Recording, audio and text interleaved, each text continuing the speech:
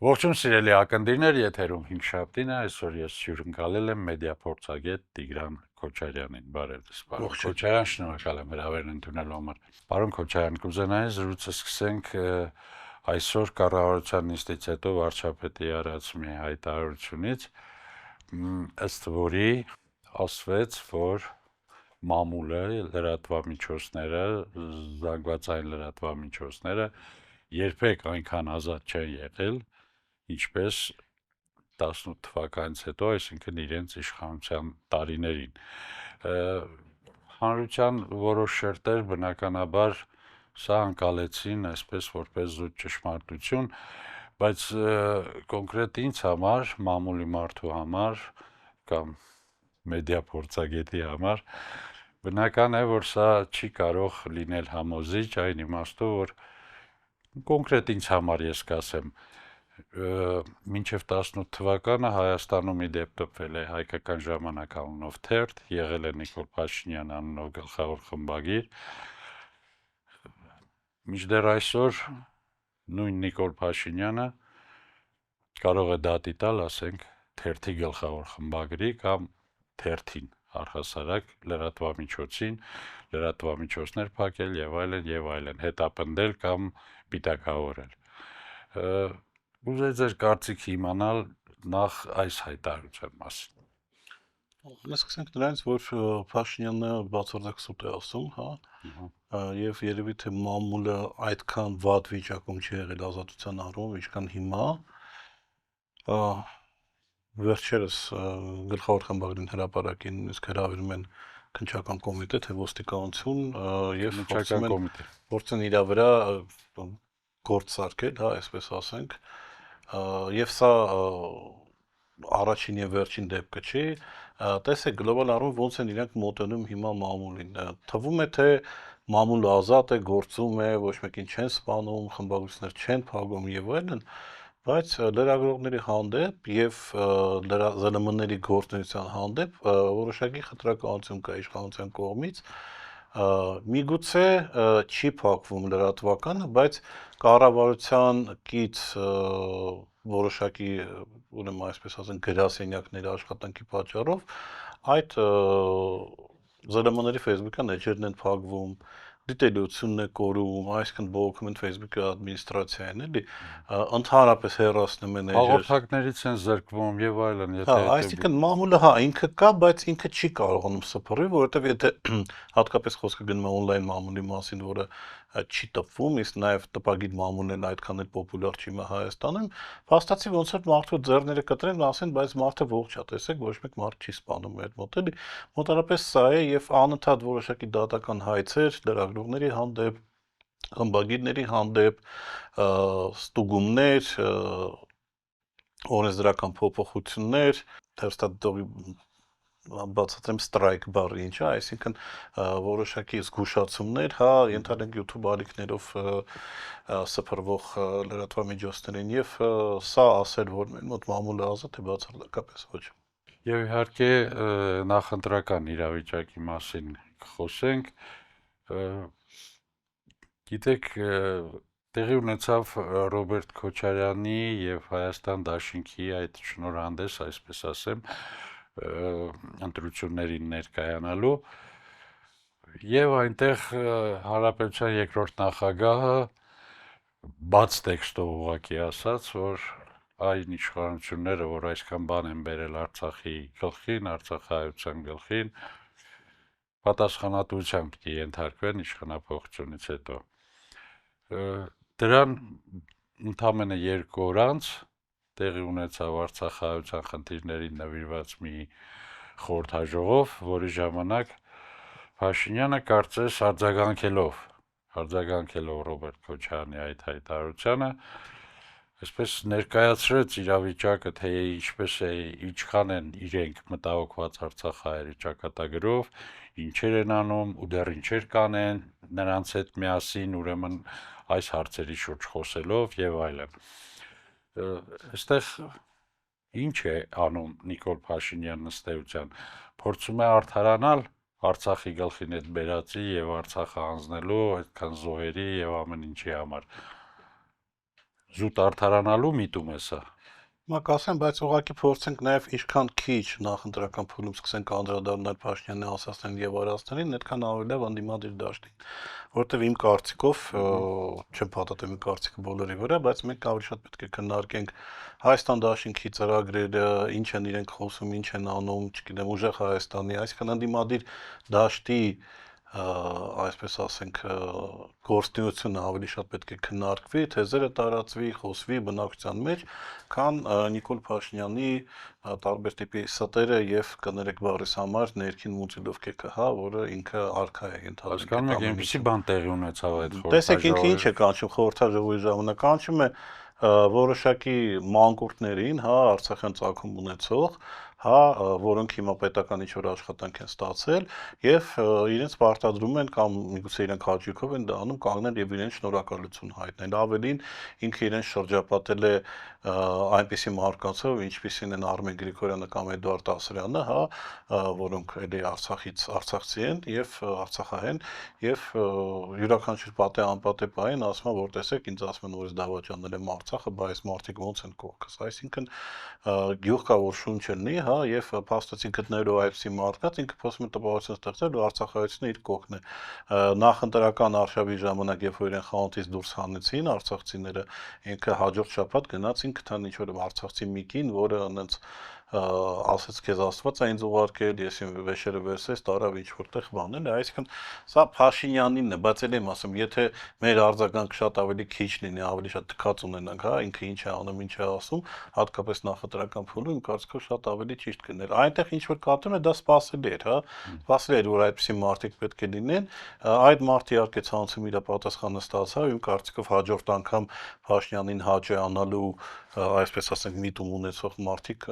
երկար կմտածեն, հատկապես որ եթե Արցախից են էլի, այդպիսի բաներ ասել թե չասել եւ լավ է որ հասարակությունը արձագանքեց։ Կապված Ռոբերտ Քոչարյանի ասացի հետ, տեսեք Ռոբերտ Քոչարյանը մի քանի շեշտադրում արեց, ժողովրդական լեզվով էլ ասեմ, սրեց մի անգամից, հա, իրավիճակը եւ ինքը ասեց այն, ինչ որ սպասում են եւ դահլիճում գտնվող, հա, հարյուրավոր մարդիկ եւ հազարավոր տասնյակ հազարավոր մարդիկ, ովքեր տեսնում են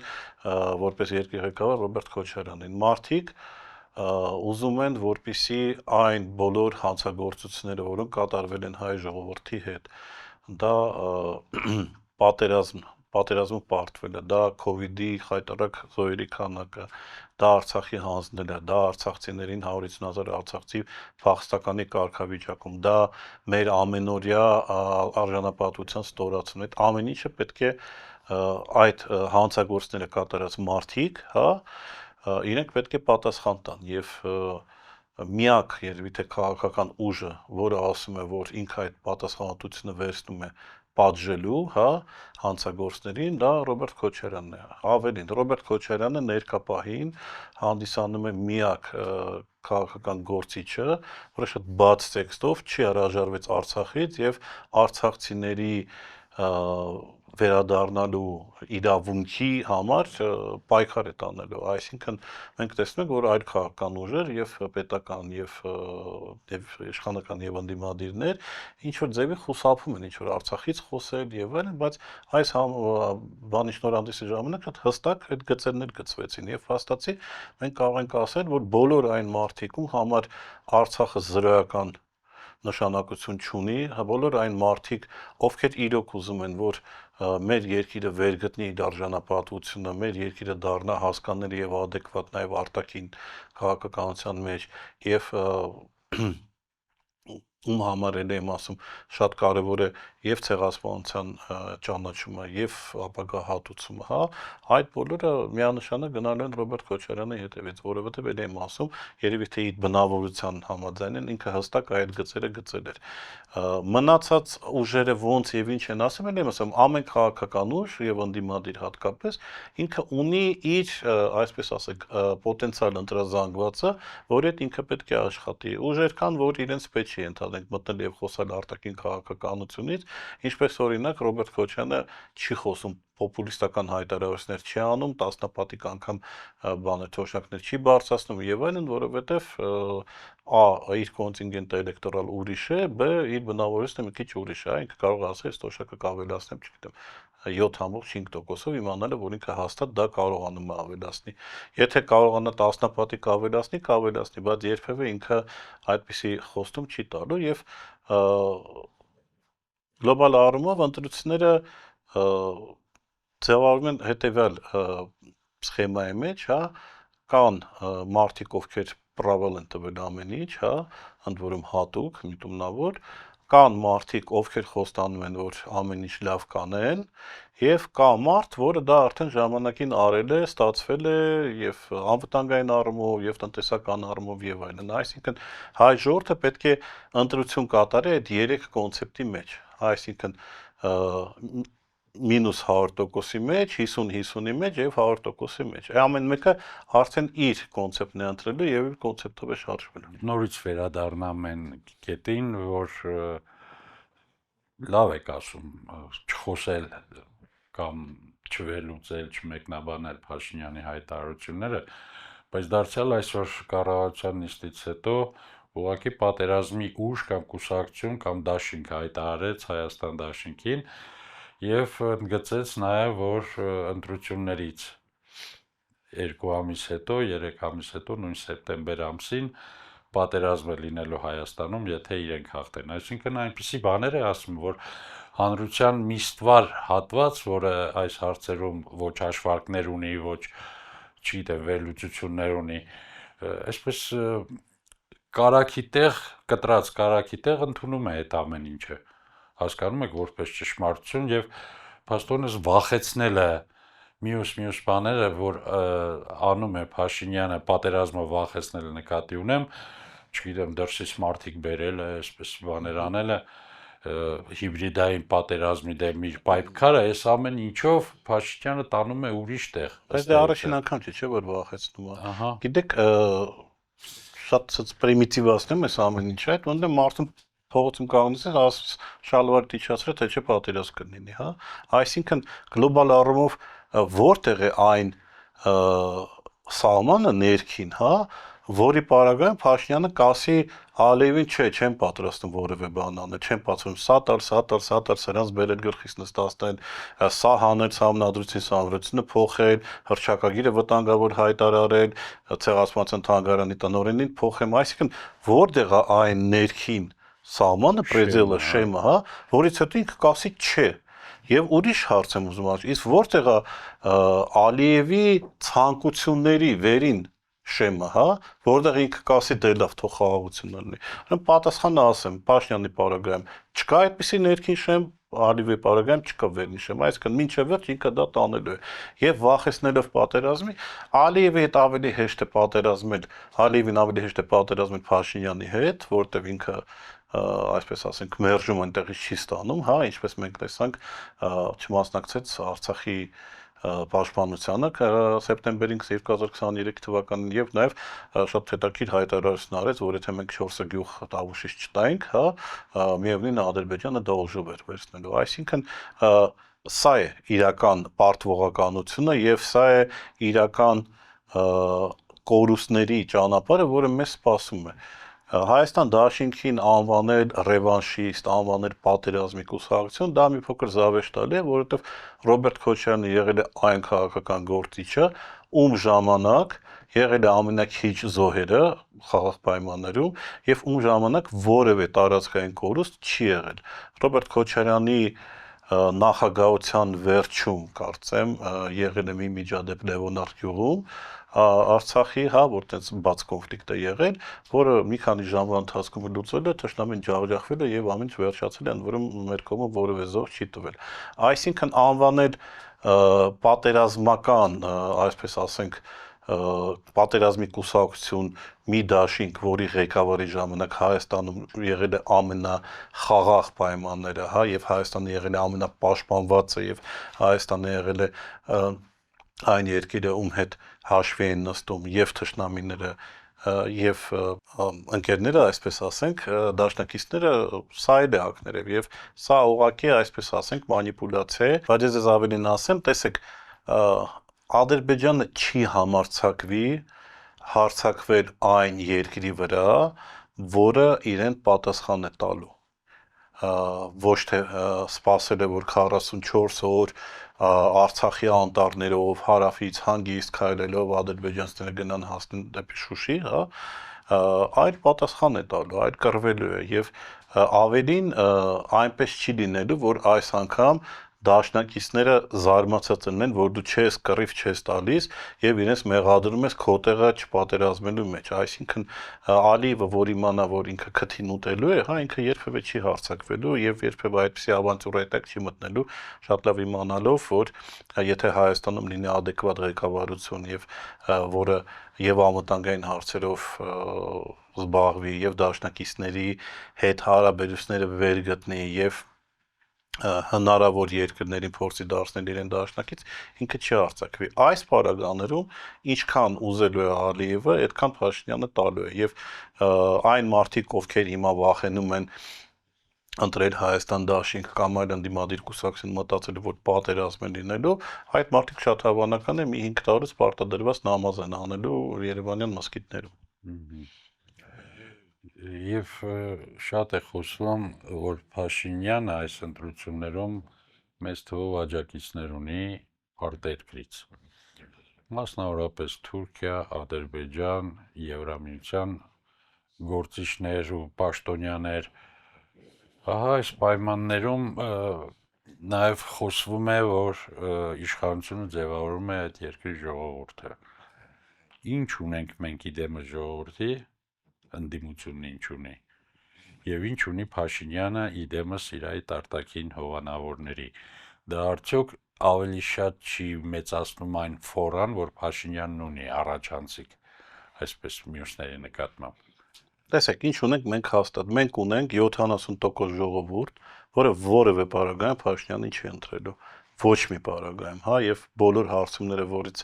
Փաշինյանը բավականին, այսպես ասենք, վախենում է, որոնք չեն հրապարակվում կամ փորձում են աղավաղել, թվերը իրական հարցումները, ընդ որում շատ կազմակերպություններ դա արել են, ցույց են տալիս, որ ոչ մի պարագայում, որևէ պարագայում 70% ազգաբնակչության Փաշինյանին չի ընտրելու։ Այսինքն սա պետք է ֆիքսենք եւ այստեղից է գալիս իրենց պանիկան, այստեղից է գալիս, նայեք, Փաշինյանը որ ասում է 65% հավաքող եմ, բայց 65% հավաքող մարդը խիա դեսուդեն ընկնում, խիա ինչի է գնում եւ եվրոպական միությունից արագ արձագանքման խմբեր ուզում, ինչ է աղերսում Ալիևից, որպեսզի ինքը չխոսա, չգիտեմ ինչ որ պահանջներից մինչև ընտրություններ, ինչ է սրա նրա գիրկը ընկնում, ինչա փորձում 3 անգամ Ռուսաստան գնա եւ այնտեղից փորձի ինչ որ մի բան ստանա իր համար, բայց դեռևս չի ստացվում եւ չի ստացվելու իմ կարծիքով, այսինքն ինքը շատ լավ գիտի թվերը, ինքը ինչի է բաժանում ենթադրենք այդ միլիարդավոր պարգևավճարները, ինչի է հիմա աջուձախ ծպնում բյուջեն, հա, որտեվ եթե դու 65%-անոց տղա ես, դու ինչ պետք է արցախցիներին 1 միլիոն դրամ ավել տաս սերտիֆիկատով կամ ինչի դու պետք է բյուջեից 4-6 միլիարդ բաժանես, չգիտեմ, քո պետական աշխատողներին միատել կամ ինչի դու 3 ամիս առաջ ասում ես, որ թոշակն առուն չգիտի 10,000 դրամով ինչ անի, ավելացված ու հետո այդ 10,000 դրամը տալիս ես։ Այսինքն սա կարելի է բացատրել միայն նրանով, ինքը գիտի իրական իրավիճակը Հայաստանում եւ ինքը պատկերացնում է, որ հնարավոր ինքը մնա առանց իշխանության եւ դա ստիպում է իրան ուղղակի ցպնել, հա, բյուջետ է, մսխել բյուջետային փողերը եւ ինչ որ անպագորգոր խոստումներ տալ, ինչպես ներսում, այնպես էլ դուրսը եւ նաեւ փորձել աշխատացնել բոլոր հնարավոր, այսպես ասենք, մարդկանց կամ կուսակցություններին, որոնք ընդդիմադիր լինելով, հա, այսպես ասենք, իրենց խոսքերով, բայց ամեն դեպքում սկսեն քարկոծել ընդդիմությանը, սկսեն քարկոծել խոշոր բլոկերին, փորձելով այնպես անել, որպեսզի մարդիկ հիասթափվեն ընդդիմության մեջ կամ ինչ որ փորձեն, այսպես ասենք, նվազեցնեն տվյալ կուսակցությունների կամ դաշինքների ռեյտինգները, այսինքն բոլոր միջոցները միացված են, բայց նաև պետք է հասկանալ, որ նույնիսկ պարտության դեպքում Փաշինյանը այդքան հեշտ չի տալու իշխանությունը եւ այստեղ ընդդիմությունը պետք է նախապատրաստական որոշակի աշխատանքներ անի, որպեսզի կարողանա իր ձայները պահի։ Նայեք, Փաշինյանը ունի ֆիքսված քանակությամբ ձայներ, կեղծումներով, պետական ապարատով, ճնշումներով եւ այլն, եթե ինքը փորձի դրանից ավել կեղծի, դա արդեն երևալ է, այսինքն այդ կարուսելներ պետք է կազմակերպվի, լցոնումներ պետք է անի, այսինքն առերևույթ երևացող խախտումներ։ Եվ այստեղ ամենակարևորը ինչքան մարդ կգա ընտրությունների, որտեվ եթե պատկերացնենք, որ Փաշինյանը ունի ֆիքսված մոտարապես 400,000 ընտրող, կեղծվածով հանդերձ, հա, եթե գալիս է 1 միլիոն մարդ, ինքը ունենում է 40% եւ ընտրվում է որպես վարչապետ, եթե գալիս է 1.5 միլիոն մարդ, ինքը արդեն ունենում է, չգիտեմ, 28-27% եւ պարտվում է ընդդիմությանը։ Հասկանալի է, եւ այնուամենայնիվ մի փոքր ավելի մանրամասնենք այդ օտարերկրյա աջակիցները ինչ կարող են անել Փաշինյանի համար այստեղ։ Արդյոք այն, որ այդ ծեղծարարությունները կընդունեն, կհամարեն, որ նորմալ են եղել ընտրությունները, անգամ եթե մոլդովական սցենար խաղարկվի, կփորձեն դրան էլ օրինականության տեսք տալ։ Մոլդովական սցենարը, գիտեք,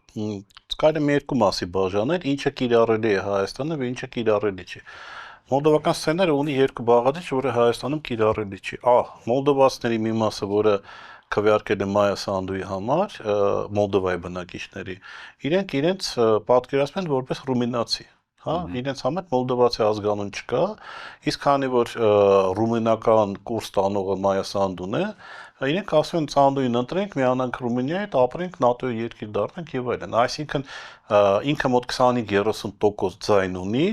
միայն զուտ նրա համար, որ կողքը կա Ռումինիա եւ Մոլդովայի բնակիչները իրենց համարում են ռումինացի։ Փաշինյանը չունի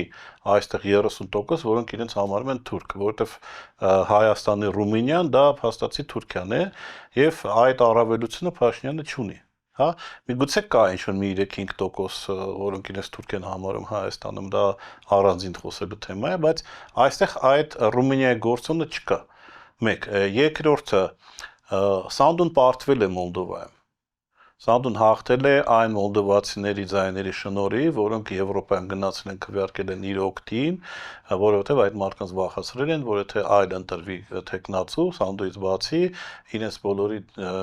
գործից կզրկեն եւ հետ կուղարկեն Մոլդովա։ Եվ այդ մարդիկ գնացել են այնտեղ քվեարկել են, ընդ որում